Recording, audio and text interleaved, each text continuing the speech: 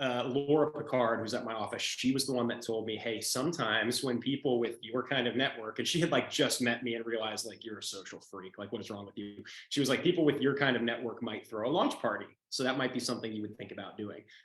So I rented out a space, and before I was even licensed, started to like plan this party. And as soon as I got a license, started to market it, and had 175 people come to a launch party just by promoting giveaways, that I gotten a license, that we were doing pulled pork dinner, and that it was going to be at a sweet event space in Norwood called the Living Room, where I'm sitting today. And 175 people. So some of these are like high school teachers, old teammates, parents, friends of my parents from forever and ever. It was like a reunion of people we hadn't seen in 10 to 15 years. Could not recommend something more for somebody starting in real estate. But from there, I left with this high of just like, dude, how can I do that again? And I remember leaving and thinking like, I don't think a 1 year party would hit the same. It's just like an option. And I found a guy who I now know wrote the book, The 7 Levels of Communication, Michael Marr. But I heard him on a podcast. It was the Real Estate Rockstars podcast with Pat Hyben. This is the podcast that changed my life. It's like 52 minutes. And episode number 300 and whatever. But if you go search Real Estate Rockstars events, it'll pop up.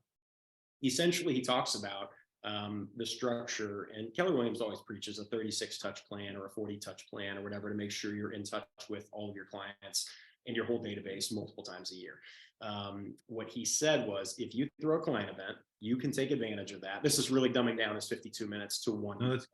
Yeah. If you take advantage of each client event, you can get 10 touch points per event easily, throw 4 events per year, and you're good to go. And I heard that and I was like, what? How is that possible? And he went into detail saying, you're throwing an event, right? So Robert decides to plan an event.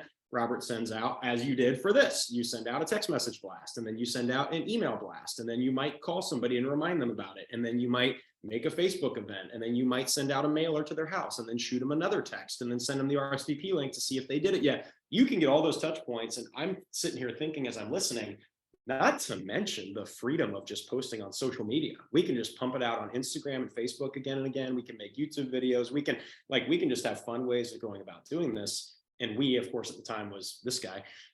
So I started throwing what the kids lovingly called Danny parties, which were basically a lot of questions at the beginning of like, why are you doing, what is going on? Why did you rent a trampoline park for us? And the only answer was, I just want to be able to give back to you guys. Obviously, I'm running a business here, but like no charge to you, no catch, and no lender speaking at the events or title people promoting anything. Just straight up, we're throwing a party, no catch, no strings attached. And also, it's not just for clients, it's for anybody.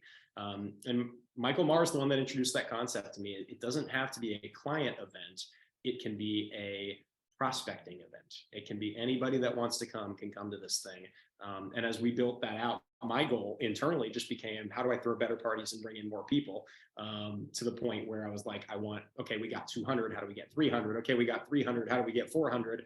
And it all culminated into last year having at our Reds game, we had 1,300 people RSVP to come to our Reds game, which includes when they show up, they get a bag with every single person gets a t-shirt in their size, some bubble gum, sunflower seeds, and a drawstring bag, free ticket. Welcome to the game. It thunderstormed like crazy the night of our game. It was like a 2-hour delay. Worst case scenario, 900 people still showed up. Wow. So, I mean, I'm not going to a free Reds game if it's thunderstorming, right? Like, no chance.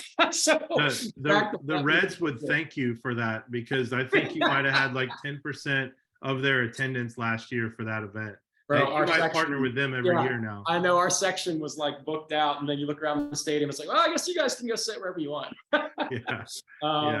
So that just built up, and the idea behind it is not, we must throw the perfect event that is perfection and everybody has the best time ever. We want to, that's a benefit, but it's actually, how do we reach out to people? And the response of somebody being offered something is a whole lot different than the response of somebody who's being asked to provide you with, hey, do you have any referrals you can give me? Or, hey, just wanted to check in and see if you were looking to sell soon. Or like, I don't even want to read the scripts or know what's being said. Like, I know some of them are really good and I have read some. I'm like, I could do that, I guess.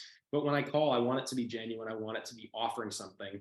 And to be honest, with the systems that we have now, we've taken up mind share and people know what we're doing. They see the events coming up. They've been to some. And my biggest thing and my biggest takeaway from my original launch party, I will never throw an event again without having a video and photos afterwards. Like if you get professional documentation, then even for the people that didn't come, they get to experience it afterwards by seeing it posted. Tell me you've been to an event and then they post a 2-minute video and you didn't watch it to see if you were in it. Like if you went to the event, you're watching the video. Like Patrick sends out a Real Producers video. I'm watching it to see if anybody got my mug in the video. It's just part of humanity. So, and nobody will be offended by being invited to anything, like unless it's something crazy, but like we don't do crazy stuff.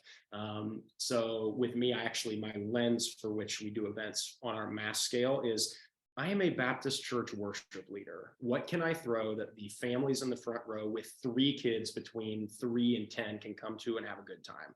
I'm not doing open bars. I'm not like, people can do whatever they want, but for me, my crowd, that's just such a miss. So you have to know who your target is. And this is where like people can't and shouldn't try to do what I'm doing. They should do their version of it. And even in the last month, I've distilled down what it is that I do. So this is very, very simple for you. All of our events are just me on steroids. What do I love? I love golf. So I threw a golf outing. And what's my favorite food? Chick-fil-A. So I provided that for breakfast. Who do I love? The Reds. So what do? I take everyone to the Reds game. What do I love? Trampoline parks. So I took everyone to a trampoline. I'm like, if I enjoy it and it's something that I can blow up to a scale where other people can come enjoy it too, then that's going to be really fun. So